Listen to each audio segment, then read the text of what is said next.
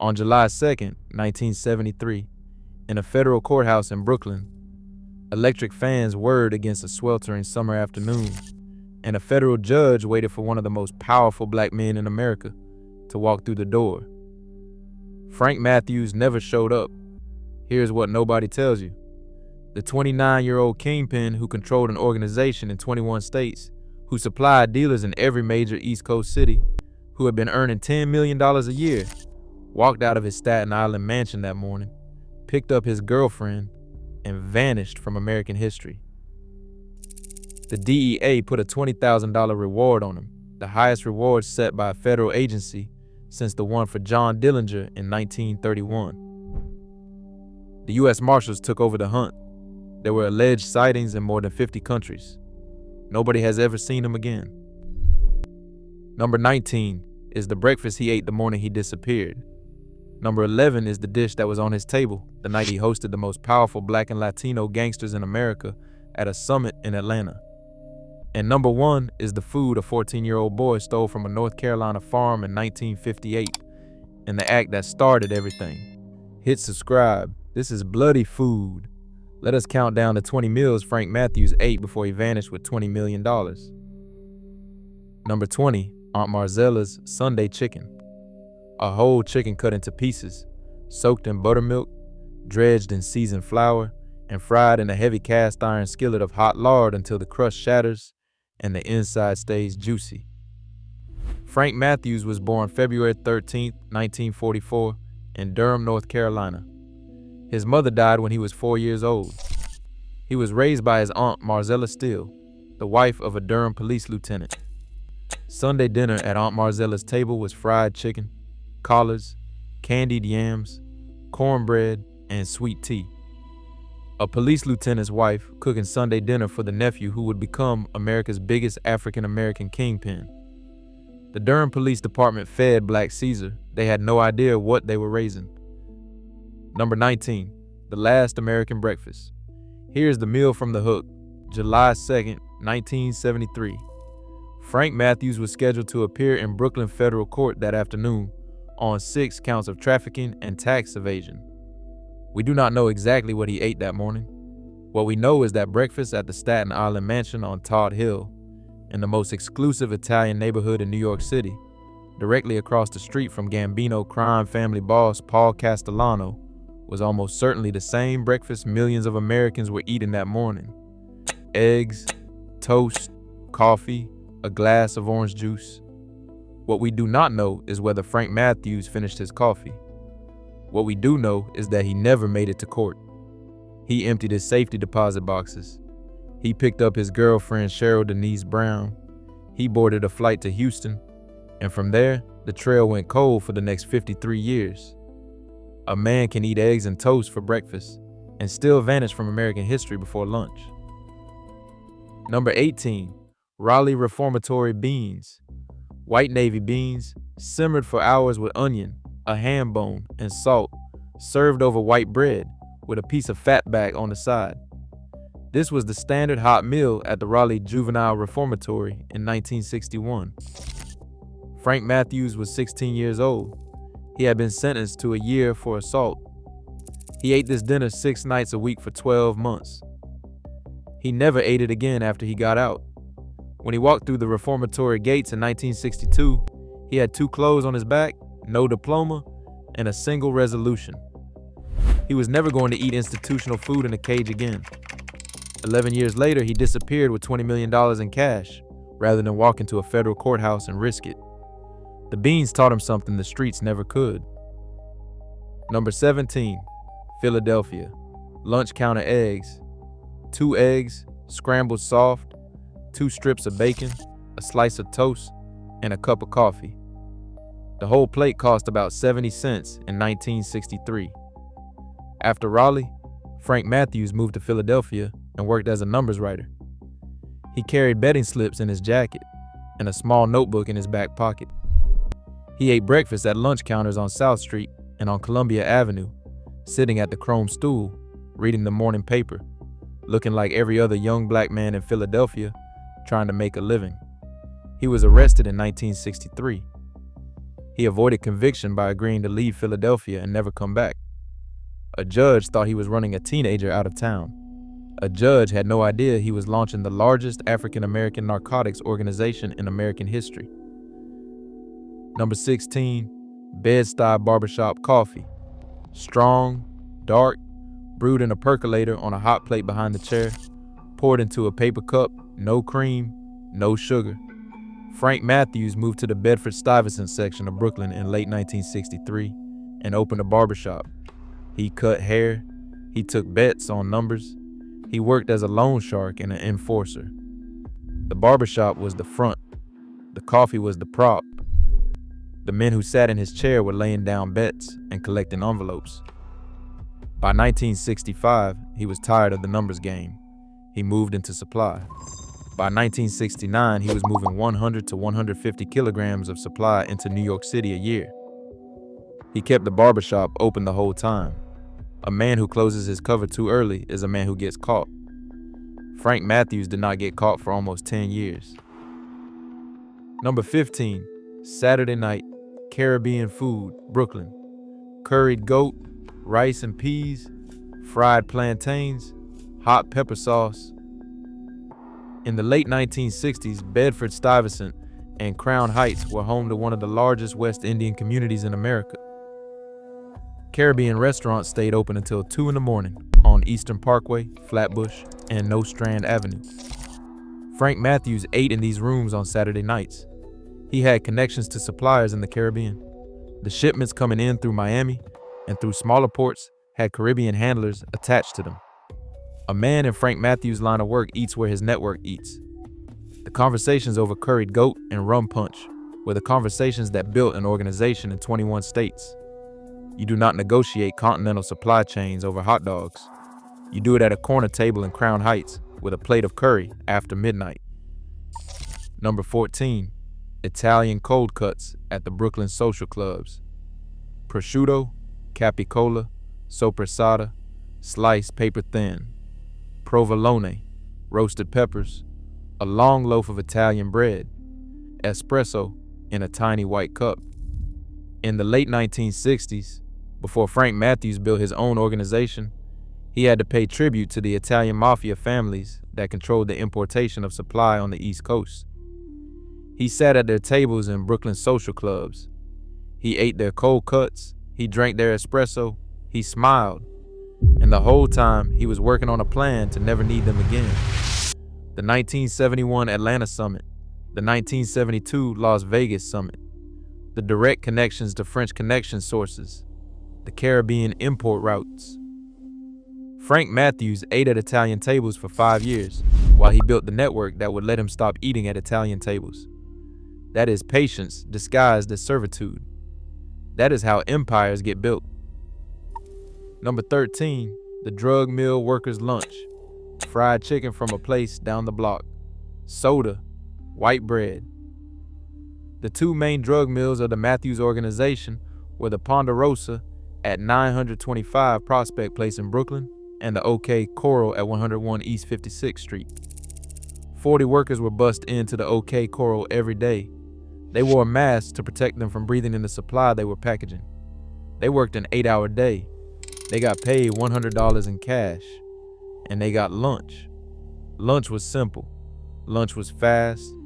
Lunch was eaten standing up next to a steel-reinforced wall in a building protected by men with machine guns. $100 a day in 1971 was real money. The workers were almost all Black and Latino women from the surrounding neighborhoods. Frank Matthews paid them. Frank Matthews fed them. Frank Matthews made sure nobody who worked in his mills ever talked to a federal agent. He bought their silence with chicken and a $100 bill. The federal indictment never had a single mill worker on the witness list. Number 12, Atlantic City Easter Brunch, 1972. Eggs Benedict, smoked salmon, fresh fruit, mimosas. The standard upscale Atlantic City Easter brunch at the Boardwalk Hotels in 1972. Tyrone Palmer, known on the street as Mr. Millionaire, was Frank Matthews' main distributor in Philadelphia. Easter Sunday, 1972. Palmer was at a nightclub in Atlantic City when a shootout erupted. Palmer was killed. Several others died with him. The killing sent a message. The killing also opened a hole in the Matthews organization's Philadelphia operations. A man who eats Easter brunch in Atlantic City should be on his way to a quiet afternoon with family. Tyrone Palmer never made it to the family table. The brunch that morning was his last meal. Frank Matthews attended the funeral. Frank Matthews understood that day that the people around him were beginning to die. He had 14 months left as a free man in America. Number 11, the Atlanta Summit Dinner, 1971. Here's the meal from the hook. A long table at a downtown Atlanta hotel. Steaks, lobster, fine wine. The most powerful African American and Hispanic narcotics dealers in the United States. The Atlanta Summit of 1971 was the most ambitious gathering of black underworld leadership in American history. The DEA monitored the attendee list. It was a who's who of major black and Latino dealers from every region of the country. They had come together for one reason: to break the Italian mafia's monopoly on the importation of supply. Frank Matthews chaired the meeting. The food on that table cost more than the working-class neighborhoods he had grown up in earned in a year.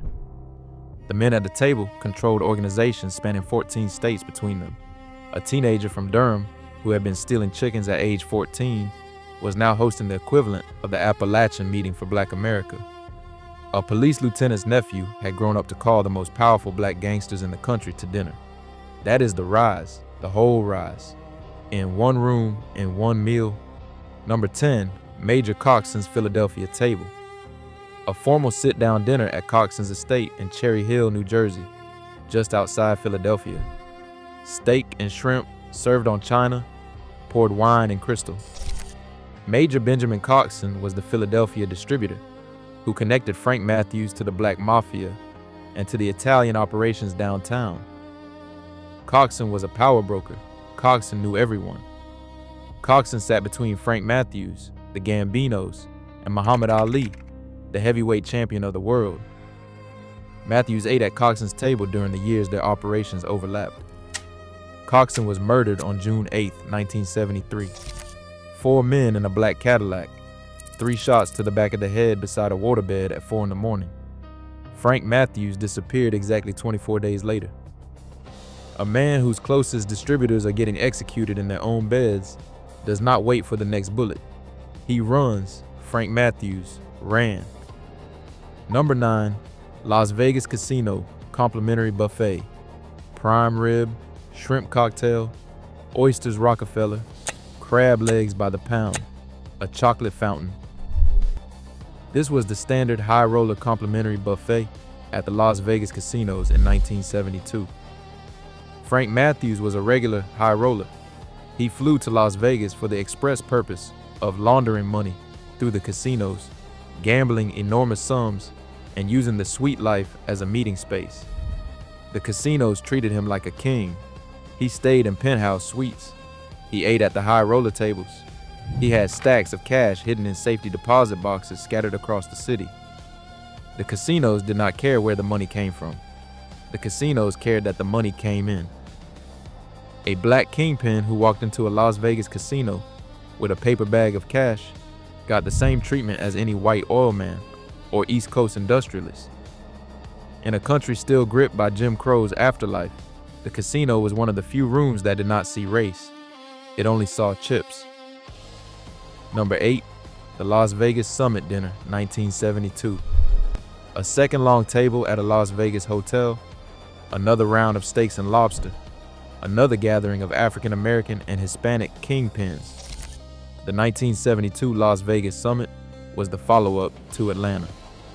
The agenda was the same: break the Italian mafia's grip on supply, build a direct importation network, stop paying tribute. This was the closest Frank Matthews ever got to becoming the Black Lucky Luciano. He had compared himself to Luciano in private. He had compared himself to Caesar in public, Black Caesar. He was 28 years old at this dinner. He had built one of the 10 largest narcotics organizations in American history. He was on the cover of Nobody's magazine because his organization was still secret to the public.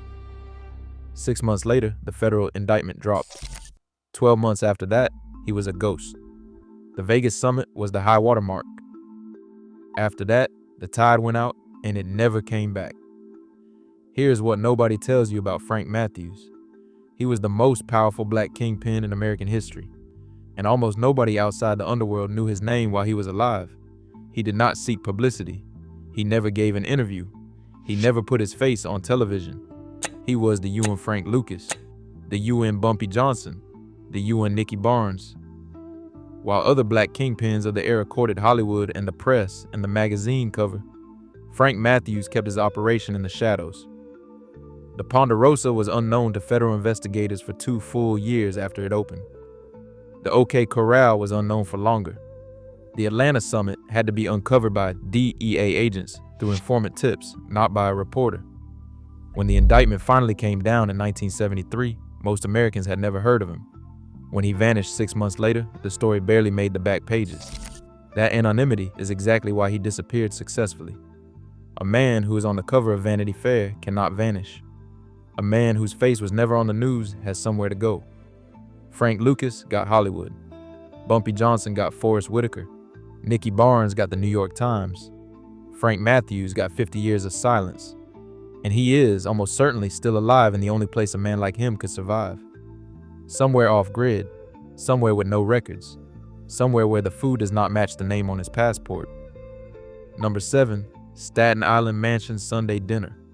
A formal dinner table in a Toad Hill mansion. Pot roast, vegetables, gravy, biscuits, a bottle of red wine in the middle. Frank Matthews lived in one of the most exclusive Italian neighborhoods in New York City. His house sat directly across the street from Paul Castellano, the future boss of the Gambino crime family. This was a deliberate choice.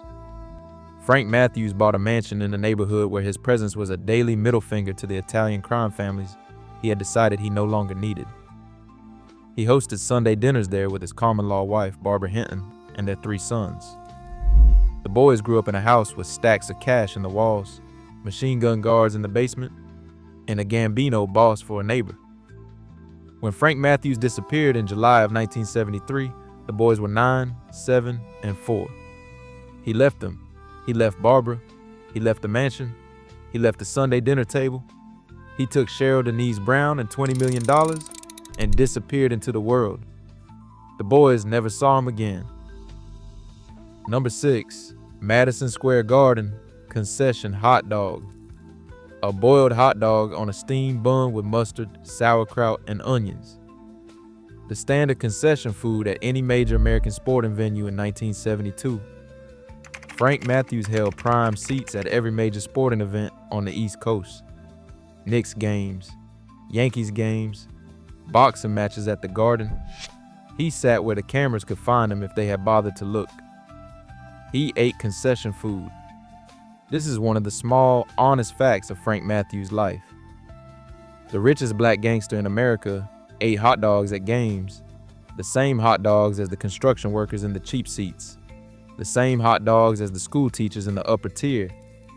The cash in his pockets at any given game would have bought him anything he wanted. He chose a Madison Square Garden hot dog. Some habits, the money never changes. Some habits, even at the height of the empire, are the ones that keep you sane. Number 5, McCarran Airport Coffee, January 14th, 1973. A paper cup of coffee at the gate at McCarran International Airport in Las Vegas. Frank Matthews was at McCarran with his girlfriend Cheryl Denise Brown, preparing to board a flight to Los Angeles. He was on his way to Super Bowl VII, Miami Dolphins versus Washington Redskins. He was $30,000 deep on the Dolphins. DEA agents who had been tailing him for months walked up to him at the gate. He never made the flight. He never saw the Super Bowl. Miami won 14-7 and finished the only undefeated season in NFL history. The coffee at the gate that morning was the last cup of coffee Frank Matthews drank as a free man. He was extradited to New York. His bail was set at $5 million, a record at the time. Even then, somehow he eventually got out. A man who is willing to drink a 30-cent gate coffee at the airport on the way to a Super Bowl is a man who has accepted what is about to happen. Frank Matthews accepted it. He waited, he paid his bail, and then he ran. Number 4, the Federal Detention Center tray. A metal tray, mystery meat, mashed potatoes from a can, green beans, a carton of milk. Frank Matthews ate this dinner for 4 months in 1973, awaiting trial at the Metropolitan Correctional Center in Manhattan after his extradition from Las Vegas. He had been in a Raleigh juvenile reformatory at 16. He swore he would never eat institutional food again. At 29, with $20 million in safety deposit boxes scattered across Las Vegas, he was eating it. The whole point of the empire he had built was to never have to eat this food again. 4 months of this tray was 4 months of looking at the man who had once stolen chickens from Durham Farms because his aunt could not afford meat that week. 4 months of remembering. When his bail was finally reduced and Frank Matthews walked out of the MCC in April of 1973, he had 3 months left as a free man. He spent them planning the disappearance. Number 3, Brooklyn Steakhouse, April 1973. A 2-inch porterhouse steak, medium rare. Baked potato with sour cream. A glass of bourbon, neat. The first real meal Frank Matthews ate after being released from the MCC on the $325,000 bail in April of 1973. A Brooklyn Steakhouse, a back booth, his common-law wife Barbara across the table from him, 3 boys at home with the housekeeper. He had 90 days. He spent the dinner not telling Barbara about the plan. He spent the dinner staring at the steak, eating it slowly, thinking about what $20 million actually looks like when it is packed into a suitcase. He spent the dinner saying goodbye to a life he could not tell anyone he was about to leave. A man who is about to vanish does not warn the people he loves. He just orders the steak medium rare, finishes his bourbon, and pays the check. Number 2, July 1st, 1973. The day before, a simple home dinner at the Staten Island mansion. Roast chicken, potatoes, salad, a bottle of wine. Frank Matthews' final dinner at his own table. Barbara Hinton cooked it. The 3 sons ate it with their father. The youngest was 4 years old. After dinner, Frank Matthews went upstairs to his office and finished packing the suitcases. He did not say goodbye in any way the family understood as final. He went to bed. He woke up. He had breakfast. He left. In the days that followed, Barbara waited. In the weeks that followed, the DEA arrived at the front door with questions she could not answer. In the months that followed, the IRS sold the Staten Island mansion at auction to pay back taxes. The boys grew up without him. Barbara Hinton never remarried. She died in 2003, still waiting for an answer that never came. A man who walks out on his children at the breakfast table is not coming home. Frank Matthews did not come home. Number 1, the stolen chicken, Durham, 1958. This is the meal from the hook. A live chicken taken from a farmer's coop in the dark, slaughtered with a single twist of the neck, plucked of its feathers, gutted with a sharp knife, and roasted over an open fire in the woods outside Durham, North Carolina. Frank Matthews was 14 years old. He led a small group of teenagers from the East End neighborhood of Durham. They stole chickens from local farms. They cooked them in the woods. They ate them sitting around a fire. This is where it started. Not at the Atlanta Summit, not at the Ponderosa, not at the Vegas penthouse suite. It started with a hungry teenage boy from a family that could not afford meat, deciding that the rules of property did not apply to him. A boy whose mother had died when he was 4. A boy who had been raised by an aunt married to a police lieutenant. A boy who had everything to lose and decided not to care. That stolen chicken was the first crime of a 50-year criminal career. It was also, in its way, the first meal of a kingpin. Because everything Frank Matthews ate after that, the steaks at Caesar's Palace, the cold cuts at the Italian social clubs, the lobster at the Atlanta Summit, the breakfast he never finished on July 2nd, 1973, all of it traced back to a boy in the woods outside Durham, eating roasted chicken stolen from a farmer who had locked his coop and gone to bed. The system had given him nothing. He went out and took what he needed. He never stopped taking. Until one day in July of 1973, he took $20 million and a girlfriend and the rest of his life. And he walked out the front door of a Staten Island mansion and he disappeared. He was 29 years old. He would be 82 today. If he is alive somewhere in the world right now, a man with a different name is sitting down to a meal he did not have to steal to get. Somewhere in the world right now, the most powerful black kingpin in American history is eating dinner, and nobody at the table knows who he is.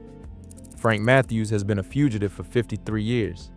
That is longer than most marriages, longer than most careers, longer than most lives.